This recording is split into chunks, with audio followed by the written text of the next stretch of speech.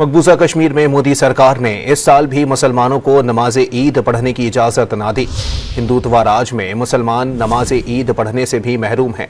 हुर्रियत रहनुमा मीरवाइज उमर फारूक ने social media पर लिखा कि आज 7वें साल भी ईद पर जामा मस्जिद बंद रही। आज उन्हें भी घर में नज़रबंद रखा गया है। उन्होंने लिखा कि मुस्लिम अक्सरियती इलाके में भी मुसलमानों को इबादत का बुनियादी हक हासिल नहीं।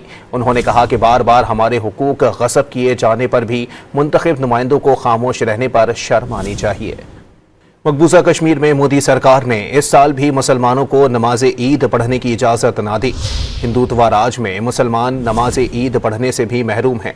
हुर्रियत रहनुमा मीरवाइज उमर फारूक ने सोशल मीडिया पर लिखा कि आज 7वें साल भी ईद पर जामा मस्जिद बंद रही।